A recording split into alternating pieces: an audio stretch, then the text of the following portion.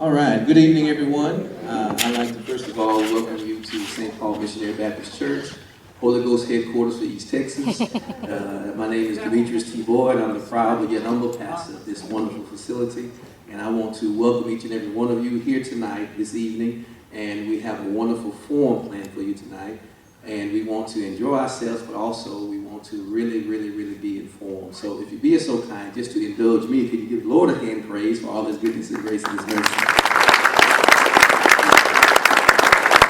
And as I said, I am the pastor. I make sure that as being a pastor, I try to make sure that we do not promote one candidate over the other. However, we do want to make sure we do our duty as in representing both candidates in a fair and unbiased way. And in doing so, the purpose of this forum was basically to encourage the public to not only vote, but also to vote from a very informed manner. And in doing so, I felt it in my heart it would be a good opportunity to present both candidates to you in a fair way, because oftentimes we don't know all of each of the candidates, and we want to make sure that each one of you understand where we're going as far as leadership for the city of Mineola. And this is our main goal, is to have the city of Mineola with the best possible leadership that we can, and that you vote from your heart, from an informed standpoint. Amen? Amen. So that's basically the purpose of this tonight. Also, the procedure that we're going to follow, each candidate will be asked the same question, and each candidate will have an opportunity to have 3 minutes to answer that question. I will take the incumbent first. He will begin with the questioning, and then we will proceed with Ken, which is also coming up to be the challenger. So he will answer the second question, and we'll follow that sequence throughout. I'll ask 2 questions, and then if there is a community question from the basket, then I will ask that community question, and then they will answer that particular question in the same format. After which, when we conclude, each one will be given 1 minute to give a conclusion to their candidacy for voting public. Is that okay?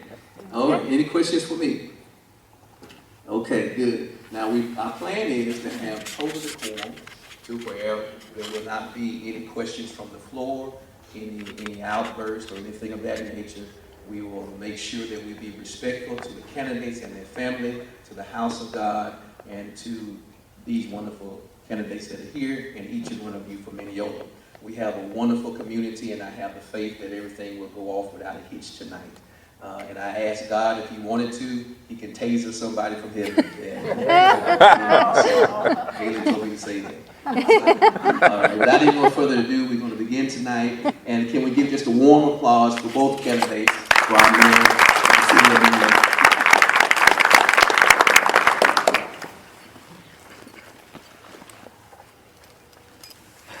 I have for you tonight, the first question is going to be dealing with, and also, if you would be so kind, could you make sure all your cell phones are off? Make sure all your cell phones are off or silent, so we will not interrupt them in any way. Just make sure that all cell phones are off. And the questions will be pretty simplistic, and we're going to try to keep it as simple as possible. But we do want to be as informative as possible. So first, let me... Excuse me, are you going to do the bio before we start? Yes, sir. Okay, Yes. First thing I would like to do, I would like to bring up the incumbent, Mayor Whitus. And I'm going to ask Mayor to please take the podium. And if you'd be so kind, Mayor, I want to first of all thank you for accepting this offer to come to this forum, and if you care to have any beginning words, please do so at this time. Thank you. Since I asked you to do this, before the timer starts, I wanted to tell Pastor Boyd how much we appreciate him stepping forward and offering his services. He put this forum together. He offered the facilities, and we do appreciate the leadership that Pastor Boyd has shown over the past several years, all of the things that he does do to contribute to the community. So, Pastor Boyd, we thank you for your efforts. Thank you so much. First of all, the first question, I'm going to read the bio of Mayor E.F., a.k.a. Whitus. And it reads, education, Associate of Science, Tyler Junior College, Associate in Real Estate Management, Tyler Junior College, Bachelor of Business Administration, University of Texas, Austin, Bachelor of Science, Computer Science from the Naval Postgraduate School, Masters of Science, Interdisciplinary Studies, Public Administration, Political Science, Education from the University of Texas at Tyler, a Doctorate of Education, Education in Political Science, Texas A&M University, Commerce. He's a retired commander of the United States Navy. He taught computer science course at TJC, taught political science at Texas A&M Commerce, junction professor with concentration of federal government, also with the Texas Constitution. And he taught U.S. government, Texas government, and education at Tyler Junior College. And he has a very extensive resume on community activities. Mayor of the city of Mineola. He was an alderman, president of the Mineola Chamber of Commerce, chairman charter, Wood County Industrial Commission, chairman of Caring and Sharing, first chairman of Christian Sharing Organization, BP, Board of Trustees, Mineola Independent School District, and several others. And I will let him explain himself even further, but let me ask you the first question to the incumbent Mayor, Whitus. As a candidate for mayor, what do you consider about yourself that assures the voting public that you are a better or more qualified candidate over your opponent? Thank you for the question, and it provides me an opportunity to basically have a big ego or be very humble. Totally subjective in terms of the analysis.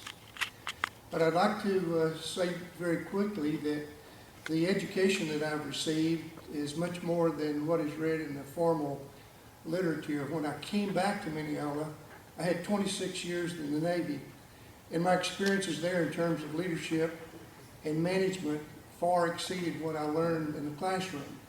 The classroom was an augmentation, and that was based on the results of my participating in a lot of activities around town and realizing that there were a lot of things I didn't know, didn't remember about Texas. You know, the Constitution of Texas is really different than anything else. And I had the opportunity not only to graduate with a degree, but also to teach the Texas Constitution to youngsters. And that was interesting in terms of teaching directly from the Texas Constitution rather than somebody's analysis of what it stood for. And that's really, I think, a reflection of who I am. Try to get down to the basics, understand the basics, and proceed from there. What I think I bring to the table that is a little unusual is very simply passion for the job. There are a lot of people who do a lot of things for a lot of reasons. Most of it involves salary or some sort of compensation. Compensation for mayor is not from credit cards or some line item on the budget. There's none of that in the city of Mineola. There's no salary, there's no funding. Everything that's done is based on the giving principle because of the pleasure of serving for mayor. So if I were to tell you that the difference between most mayors, and I know several of them around here, it's a passion for the job. I really want to understand what there is about it, how it works, and proceed from there. And I've really had difficulty in the past wrestling with the idea of what exactly is it that motivates anybody to do community service. Last week, I discovered after 30-something years of community service, there's an answer to that. Our pastor, Mark Neely, preached last Sunday, not yesterday, but the Sunday before, on the subject of joy. Joy. And he described joy as a giving principle. And the only way you can receive joy is by giving. And then he put up on the screen 4 ways to give. One is to give hope. One is to give help. One is to give material possessions. And finally, to give service to others. So if you combine all of those givings, help, hope, material possessions, and service to others, you achieve joy. So my reward for being the mayor of the city of Mineola is the accumulation of the giving of those 4 items, and I actually get paid in an abundant amount of joy. Thank you.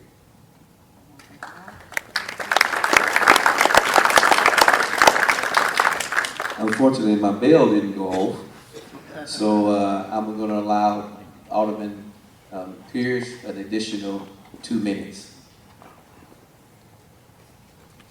Alderman Pearce, before you begin, you're welcome to have some opening statements. Okay. Well, again, I would like to thank Pastor Boyd and St. Paul Missionary Baptist Church here for the opportunity to have this forum this evening. I think I'm all for the spreading of all kinds of information as much as you can get in this, because you have to make a decision, and the more information you can get to help you make that decision, the better. Thank you, Alderman. Same question. As a candidate for mayor, what do you consider about yourself that assures the voting public that you are a better or more qualified candidate over your opponent? Well, it's difficult for me to say that I am a better candidate. I am a different candidate. The mayor and I each have different qualifications. We both have many of the same qualifications. As he stated, the intent and the joy, the satisfaction, the caring of the community is the reason that both of us are here.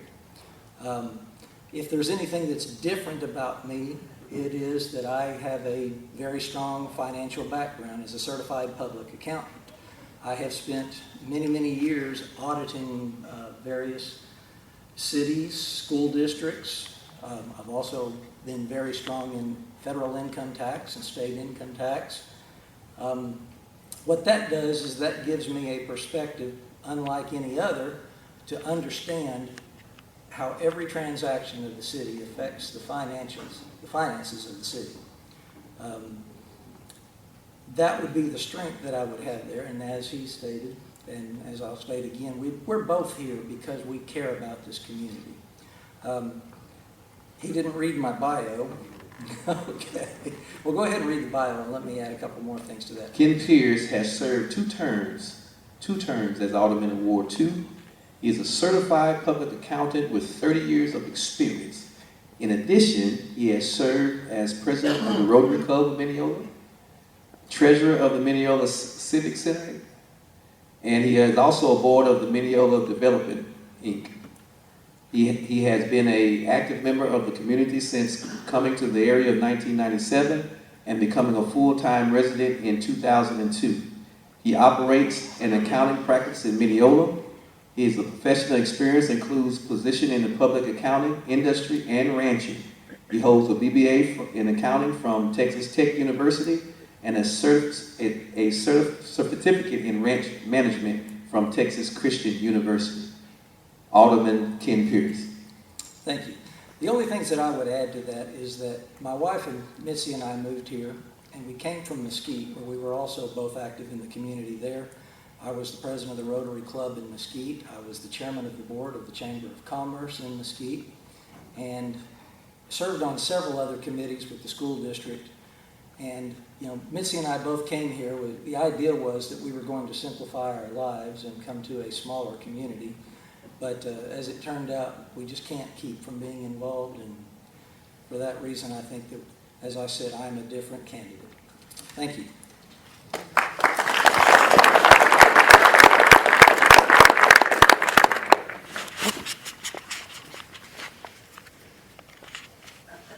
I had the opportunity to do some research as it pertains to the office of a mayor.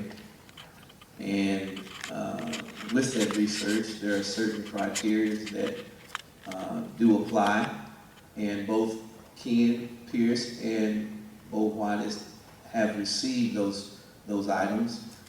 And in reflection to those items, they are basically the standard power duties of the mayor. And those things are very important from a mayor candidate. And as we bring Bo Whitus, do you have your copy? Yes, I do. Okay. Ken, you have your copy? Please present your copy to me.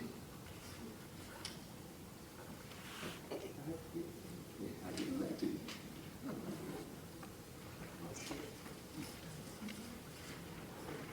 Thank you. received the same copy, and it was basically pulled up from a basic website that you can research for as mayoral responsibilities, mayor concerns, how they operate, what the operating procedures are.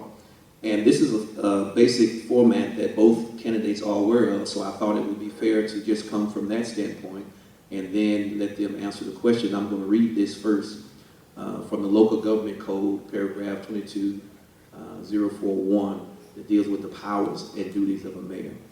The mayor is the chief executive officer of a municipality. The mayor shall at all times actively ensure the laws and the ordinance of the municipality and properly carry them out. The mayor shall perform the duties and exercise the powers prescribed by the governing body of the municipality. The mayor shall inspect the code of each subordinate municipal officer and shall cause any negligence, carelessness, or other violations of duty to be prosecuted and punished. The mayor shall give to the governing body any information and shall recommend to the governing body any measure that relates to the improvement of finances, police, health, security, cleanliness, comfort, ornament, and or good government of the municipality. There are other functions, but that covers the basic points of a mayor's duty. Thank you for yours. With that being said, this next question centralizes around those particular structures. And again, I'm going to ask Mayor Whitus to please take the podium. What do you consider the most important function of a mayor is? Why and what duties would you do different or better if re-elected as mayor?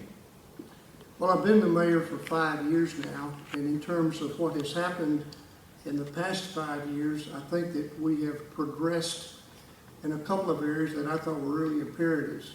When I first became the mayor, we had a lot of problems with attitude. It seemed to me in a lot of the quarters, the people that were serving the city thought they were actually, rather than being servants of the city, they were telling the citizens how the cabbage on certain occasions. It was frustrating because I had been on the receiving side from a situation, and it was very frustrating. Turns out at one point in living in Mineola, I had totally orange water. I took a sample out of my dishwasher, took it down to City Hall, showed it to the then administrator, and he says, "We're not going to charge extra for that."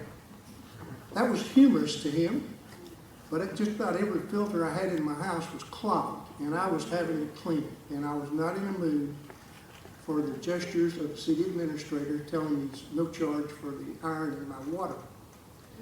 I realized then that dealing with the public in terms of a satisfactory response requires an attitude again.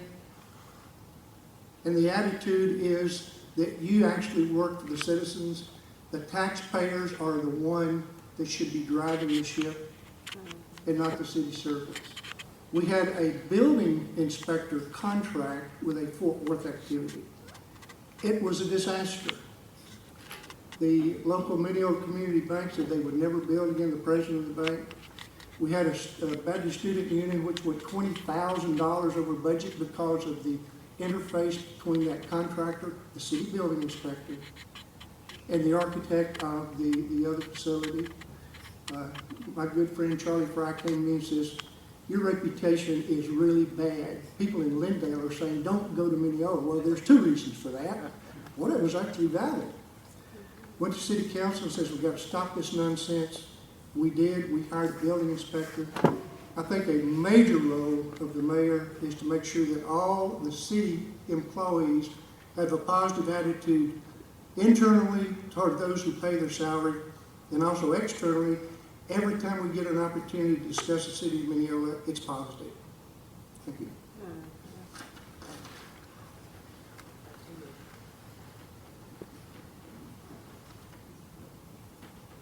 Alderman Pearce, same question. what do you consider the most important function of a mayor is? Why? And what duties would you do different or better if elected mayor? Again, it's difficult for me to say that I would be a better choice, but a different choice.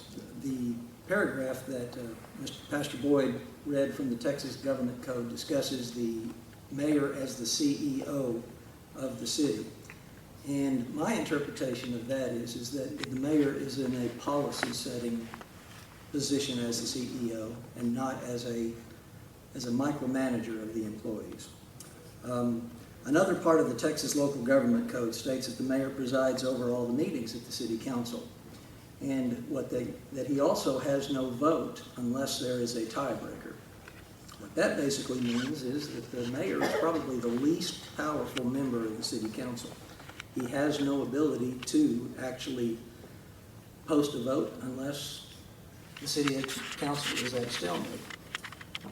What he does, though, is he tries to influence the council, or he helps to influence the council by providing information, by commenting on that information. If he has a feeling on a certain issue, he tries to persuade the council based on the facts.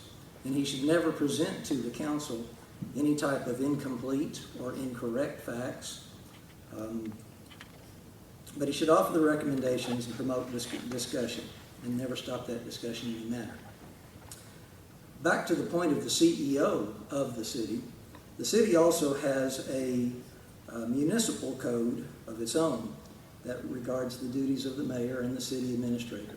We are a council city administrator type government, meaning again that the council and the mayor set the policy, that the city manager, or the city administrator in this case, carries out that policy and supervises the employees in that manner. And those duties include being responsible to the council for compliance with federal, state, and local laws, supervising all departments created by the council, hiring and firing of employees, ensuring execution of city contracts, acting as the budget officer, providing information to the council, and performing any additional duties the council sees fit. Again, it is not the mayor and the council's role to micromanage that procedure. It is the city administrator's job to carry that forward. One other thing in a duty, and this came to me as a very important thing recently, if you followed the events in West Texas with the explosion that happened there, if you noticed that the mayor was the main source of information provided by the city. He was also the public face of the city of West. We recently, I should say recently, a little over a year ago, we had a very similar situation with not 2 or 3 blocks from here, when we had a fire at the wholesale gas distributor that's very close by. That was very close to becoming a major catastrophe here in Mineola. And I spoke to David Stevenson recently, our city administrator, about what we as a city could do to help West. And he told me at that point that there is a state procedure for that, and we were on, the city of Mineola was on a standby for that. What he also told me that day that struck with me very strongly is that in that type of a situation, the mayor has many powers and responsibilities above and beyond the normal duties of the mayor. The thing that I look at that with that is not so much the power, but the responsibilities. Thank you. Are there any questions in that basket? Okay, well, being there's not one in that basket, I will present from you to this question from the Mineola Monitor. And this question is directed to the incumbent Mayor Whitus. Are you happy with the level of city services, and do you anticipate a need for any changes? Happy, I think, doesn't describe the present situation. I'm satisfied that we've made a lot of progress. I enumerated the one where we had a serious problem with the building inspections going on. That was a major change. The attitude of most of the employees, I think, has been very positive. We've had a very large turnover in certain sectors that's reflected on the leadership of the individuals. And I think that the mayor is the one that gets all the credit or all the blame for all the ills of the city. You know, I feel like sometimes that I'm going out and creating potholes so people can actually call me and tell me there's a pothole on wherever street there is. You get to turn around on occasion and say, well, you know, we worked on that. Actually, the present situation on potholes, our Public Works Director actually is recording them, where they are. They're being reported, and we're actually having a little family history of potholes for the city of Mineola. If there's a lot of recurring potholes and there's recurring problems, then it needs more attention in those isolated events. Those sorts of things are what make me content that we are progressing. We're progressing because the people that work at City Hall have an attitude. The mayor should try to make absolutely sure at all times, any external contacts that come to the city, any local contacts that come to the city, they're met with a very positive, firm response. And if you don't know it, get back to me. I take a lot of pride in when I do get the emails or do get the phone calls, I respond to them as quickly as I can.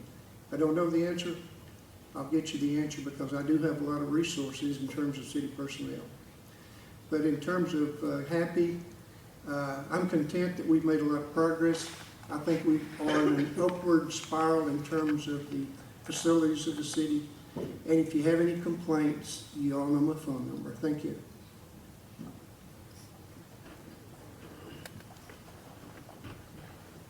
Alderman Pearce, same question. Are you happy with the level of city services, and do you anticipate a need for change, or is there a need for change? If you read my answer in the Mineola Monitor, I'm sorry, but I'm going to repeat it almost verbatim. But yes, the answer is I'm very happy with city services. I think that our public works do a fantastic job. Police, fire, everything, every part of the city has done a very good job. Sure, there's always some room for improvement, and we'll work to do that as we can. But in the time that I've been on the council, in the 4 years that we have made a tremendous increase in the quality of the streets. I think we have spent time and time doing that, and our Public Works Director has done a very good job of making those things very affordable for the city and working within the budget. And yes, we've got more to do, and we will continue to do more. If there's any changes that I think we need, and the mayor did mention this, was the building inspection process we changed several years ago by removing a outside agency that was doing all of the code, the building inspections and the plan permitting and review. We brought that in-house. We hired an employee to do that, and we adopted basically international business codes when we did that. If there's any changes that need to be done now, it will probably be that we need to begin to re-examine those building codes. Like an example of that is that I have the capability, as I'm sure some of you here in this audience may, of replacing your own water heater. But the codes require that you get a permit for that, and it must be done by an outside licensed contractor. And in doing so, that turns a $300 water heater into a $1,000 water heater. Perhaps we need to examine that type of a situation. Those building codes are in place to promote safe construction within the city of Mineola, but they need to be examined so that we promote construction within the city, and instead of what's the word I'm looking for? I'm kind of drawing a blank. But we need to promote construction instead of discouraging it. Thank you.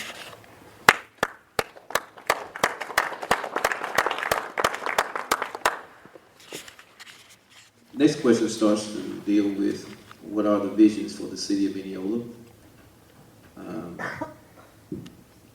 Incumbent Mayor Whitus, this question is, what do you consider the single biggest challenge to the city of Mineola is? Why? And if elected mayor, how do you plan to meet that challenge and implementing your resolution?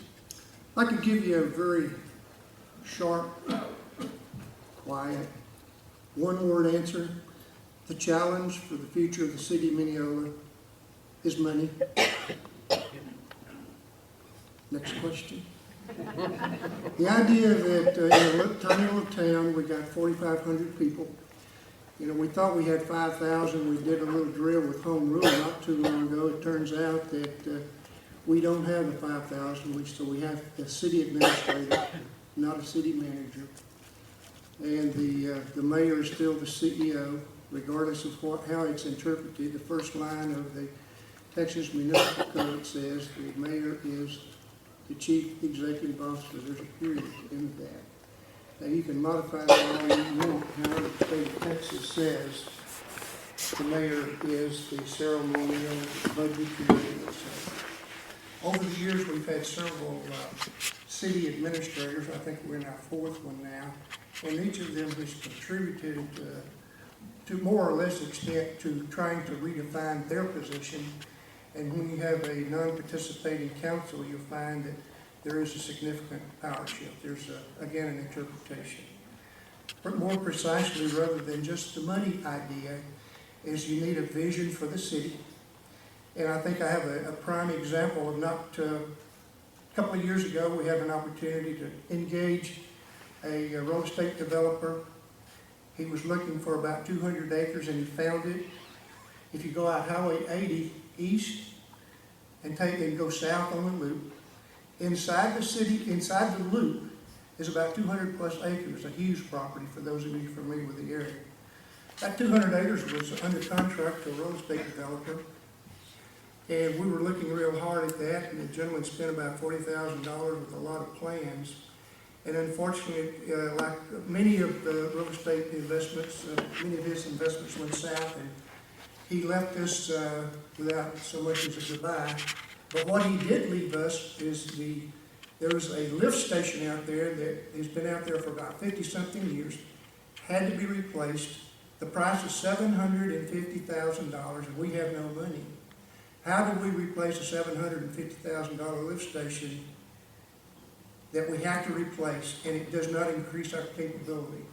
We hire a very good gentleman by the name of McCoy, who comes up, takes the directorship of Public Works, goes out and is examining that old lift station that's got to be replaced at $750,000, looks south and says, I wonder if we can get a gravity flow. We talk about it. He needs a survey. We get a survey. Out today, south of town, 21 feet deep in places, there's a trench to put in a second sewer line, and that will service all of that area. That was a result of basically about three things happening. A real estate developer showing us the need, McCoy saying we've got to replace a lift station, and an article in the Tyler paper, a public service announcement from Senator Cornyn saying, congratulations, Jacksonville, on that $1 million grant from the Economic Development Administration. So I pick up the phone and I call Senator Cornyn's office and I say, we need $1 million to build a sewer line. The next day or second day later, we got a call from Cornyn's office saying, how would you like to meet with the regional director of the Economic Development Administration in Austin? We hire a consultant, Trailer and Associates. We all go down. They tell us how to apply for a $1 million grant, and we got it. The only problem is it's a matching grant, $750,000 plus our match at $250,000. Simple. We call the Meredith Foundation. Isn't that amazing? They are such a tremendous resource. They make up the difference a lot. We got a minute now? I'm through. Thank you very much.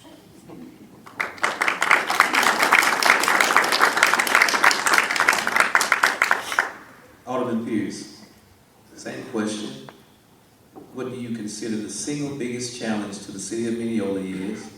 Why? And if elected mayor, how do you plan to meet that challenge, and how do you plan on implementing your resolution? Our biggest challenge is that we have aging infrastructure. We have 80-year-old sewer and water lines, and those are going to break. We have streets that, as I said just a few minutes ago, in the last 4 years we've made a lot of progress, but we need to make more progress. We have several state regulatory agencies that are requiring us to maintain our water facilities, including our water towers, water lines, and if you've heard that we have sediment ponds old sediment ponds out at our water treatment plant that need to be filled and covered up. Mr. McCoy, who, as the mayor said, has done a great job with the city, has given us numbers regarding filling up those sediment ponds of anywhere between $250,000 if we do all of the work internally to $750,000 if we have to hire contractors to do that. So then that brings the question is, well, how do we decide how much we can do internally, how much we need contractors for, but even more so, how do we pay for that? That's not something that we can just go write a check for. As I mentioned to you earlier, my background in accounting would automatically tell me that we need to find different ways and different sources of financing that. One might be that we may need to sell bonds. One might be, as he said, a series of sources of selling bonds, asking for help from the Meredith Foundation, which I agree. If you drove into this city limits without the Meredith Foundation here, this would be a completely different city. But financing these regulatory needs, not only just because we're required to do so, but because it's good practice and good for the citizens of Mineola to have excellent drinking facilities. And although financing those has to be carefully done in a way that, and I can tell you that neither one of us wants to raise taxes, in a way that we hopefully never have to raise taxes.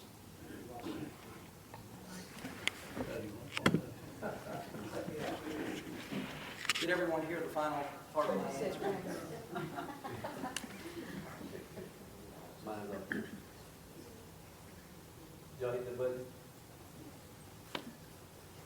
Mike's three. You have to talk loud. Just wait, talk now. All right. Again, the biggest challenges I see are taking care of that infrastructure and finding the ways to pay for them and doing it in a responsible manner. Thank you.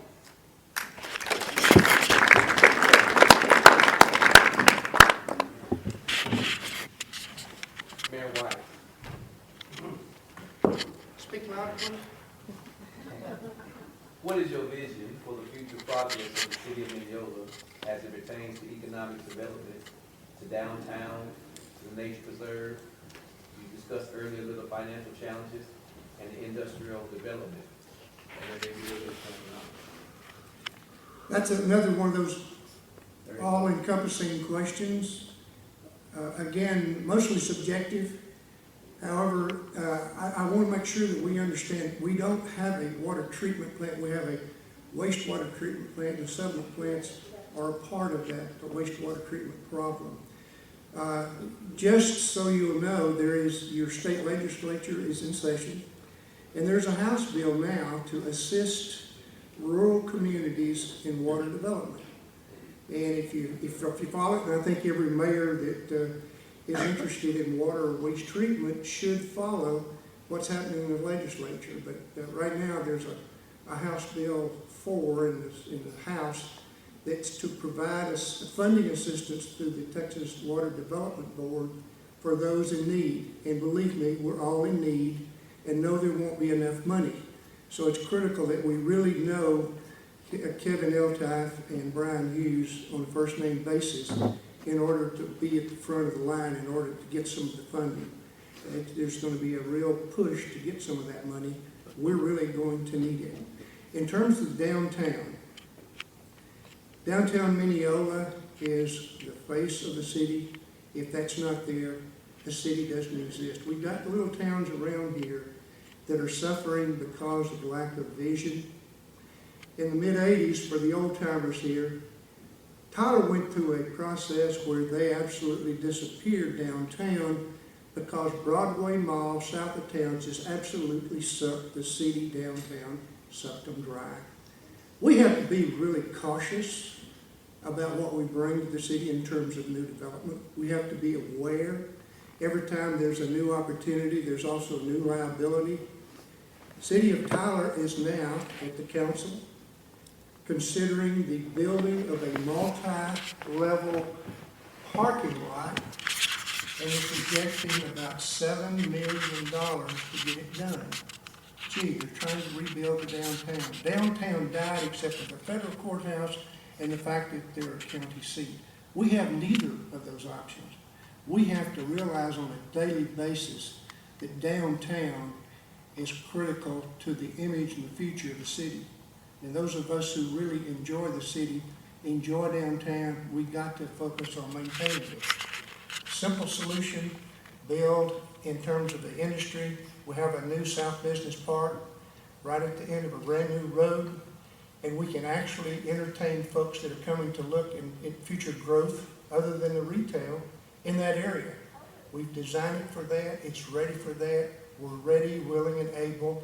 And the new, we say relatively new 4-lane highway to Tyler is an avenue that's going to allow the economic development of Mineola to occur. Without that, we were just a tiny little town at the end of a 2-lane highway. Thank you.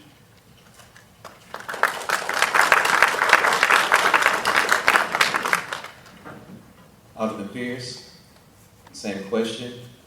What is your vision for the future progress of the city of Mineola as it pertains to economic development to downtown, to the Mineola Nature Preserve, and you discussed a little earlier about the financial challenges and industrial development, and a little extra time is allowed.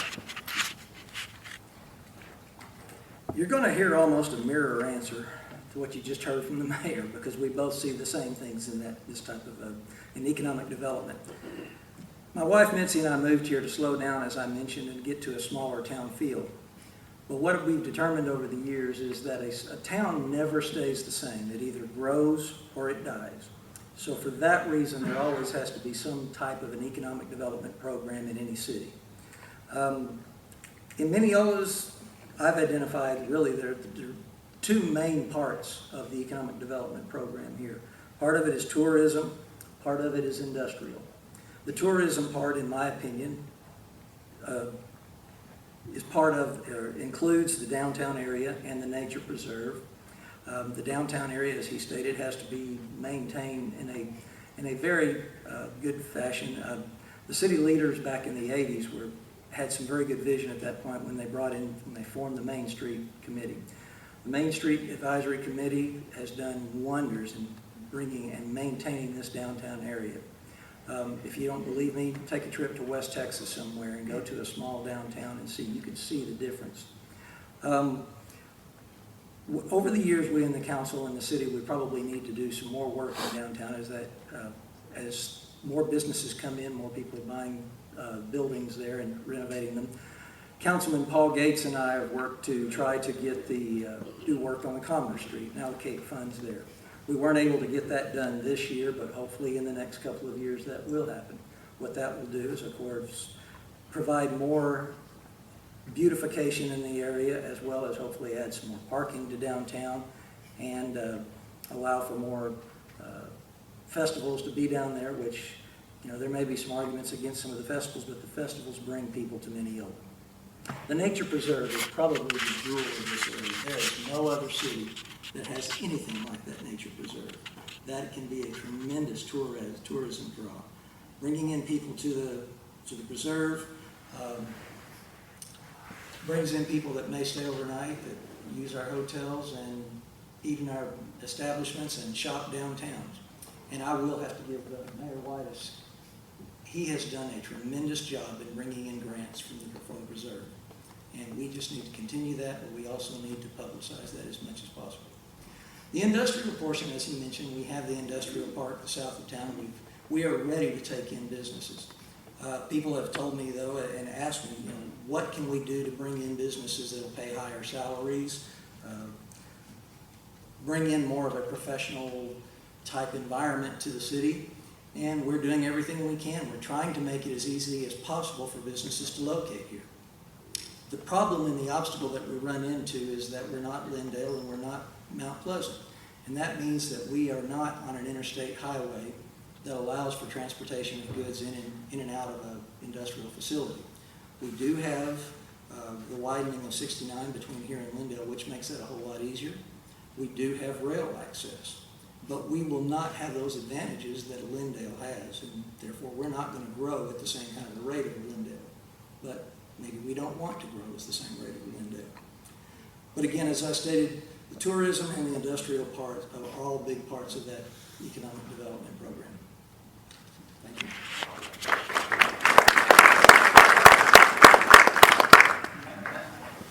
I have one question from the community, and I'm going to try to address some of it, and both of you all in both of your statements to the previous question. So I am going to try to condense this, dealing with grant money. And you know, grant money is for the utilization of whatever project it is allotted for. How much grant money has been received, this is in the last 4 years, and how has it been distributed towards equal parts of north, south, and east and west Mineola? How do you plan on using your influence to make sure that those grants are dispersed in an equal fashion? Topic is grants and what has been received from the city, for the city mill in the last 4 years. Well, presently we have, I'm working on about a $93,000 grant to clean up the Sabine River. The Sabine River doesn't belong to the city of Mineola, but it's the southern boundary of the nature preserve. And there's an effort underway between the city of Mineola, Texas Parks and Wildlife, UT Tyler with the recreational department, City of Tyler, City of Lindale. You get the idea that there's a lot of demand to do a little canoeing trail, clean up the Sabine. The Tex Dock, which is the Texas Department of Transportation, has already agreed to upgrade the 2 boat landing sites at Highway 69 and the Horde Road, so you can put a canoe in there and travel 11 miles. That's an ongoing project. Have another ongoing project with the TCEQ, the evil guys of the EPA and the state of Texas, Texas Commission on Environmental Quality. They fine cities for violating all of their rules. Those fines go into a fund, and the funds are administered as grants. I asked for $500,000 to build a nature center out there, and they said no. That was about 4 years ago. And then last year I tried to get a batwing mower. Those are the things that you keep trying to do. In terms of what we've acquired in the last 4 years, we've had, these would-be estimates, probably $400,000 given to the nature preserve. When you request a grant, it's for a very specified area.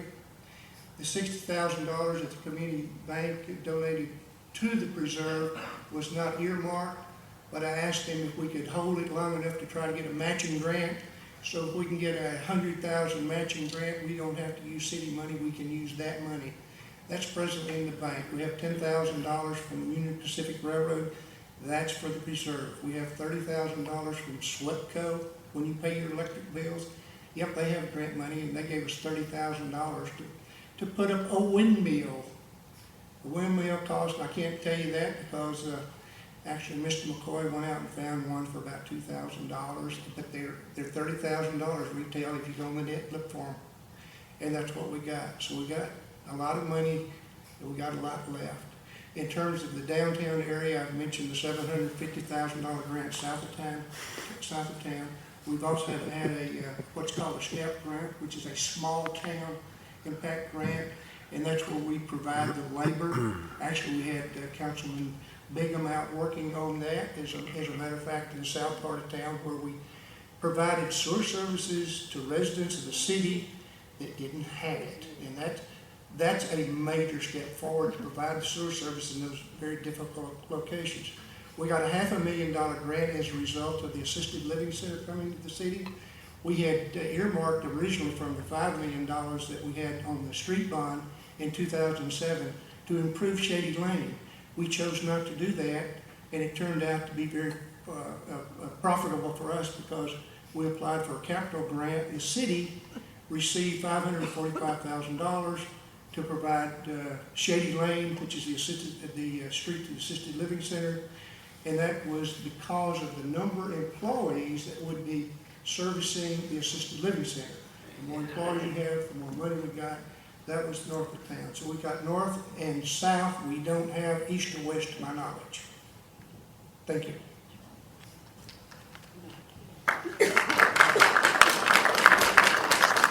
Alderman Pearce, same question.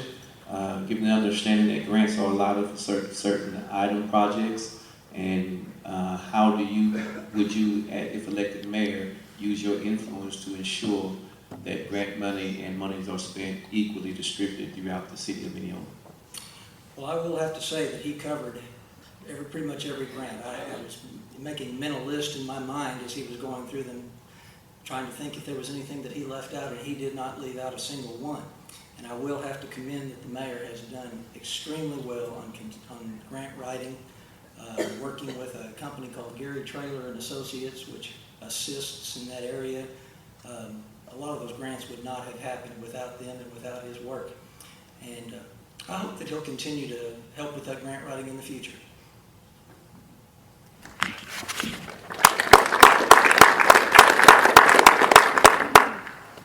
I want to thank both of the candidates for being here tonight, and I'd like to thank the audience for their attendance as we get ready to allow for the concluding statements. Let's give both candidates a round of applause again. At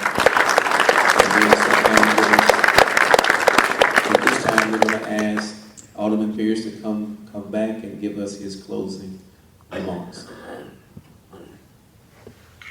Again, I would like to thank Pastor Boyd and St. Paul Baptist Church for hosting this forum. I would like to thank all of you for making this a worthwhile forum, for all of you being here. This has been a fantastic turnout, and I'd like to give all of y'all a hand. But what you need to do now, you've seen the articles in the Mineola Monitor. You've listen to us speak today. Now you've got to go home and you've got to make your decision. You've got to decide which one of us you like the best, or you need to decide which one of us you dislike the least, or you need to decide which one is the prettiest. But seriously, what you've seen from both of us is that we both want to serve you. We're here to work for you, and as I said earlier, I don't see the job of mayor as being a job of power. I see the job of mayor as being a job of responsibility. And if you're willing to trust me with that responsibility, then I'm willing to accept it. Thank you.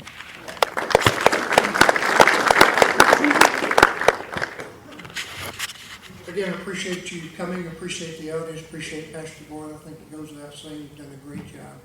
I've really wrestled with the idea of the notion, what's the difference in terms of Ken and myself, in terms of the role of leadership and management. And this certainly does not define him, does not define me, but we do have one finite example of what we have equally done.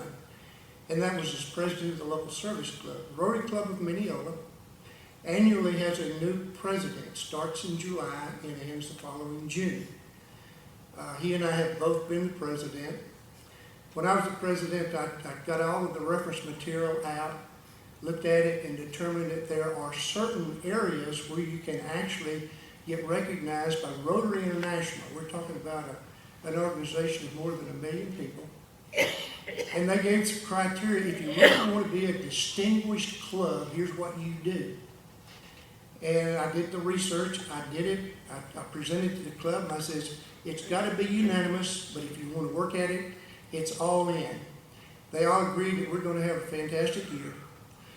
We're talking about 90% attendance from every member throughout the year.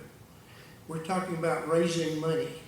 We're talking about increased membership. Some really tough goals to meet. At the end of the year, we went from 30 members to 44 the year that I was the president. We met or exceeded every goal. The Rotary Club of Mineola became a distinguished club, and the president of the club became a distinguished president. And in more than 50 years of history of the Rotary Club of Mineola, that's the only time that it's happened. It didn't happen when Ken had the president. We started out with the same number of members, about 30, and there were times when the programs didn't show up, and it's a frustrating deal when you go and you sit and have lunch and then the speaker doesn't show. Much like if I hadn't showed tonight, you'd be very bored, wouldn't you? But the idea is that is a very finite comparison. The difference between effective leadership and management and a lesser amount of organization in order to get the job done. Now, again, appreciate the opportunity to speak with all of you.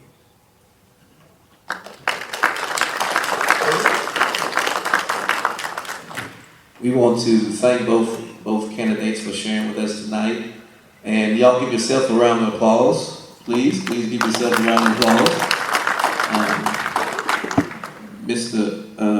Pearce and Mr. Whitus, I do want to thank both of you for your time tonight. I want to thank both of you for coming and sharing. And I want to say to you, congratulations to both of you, because in my heart, both of you are winners. It takes a lot of courage to do what they do. Amen. And I want to just commend you on your efforts. And y'all give them one more round of applause.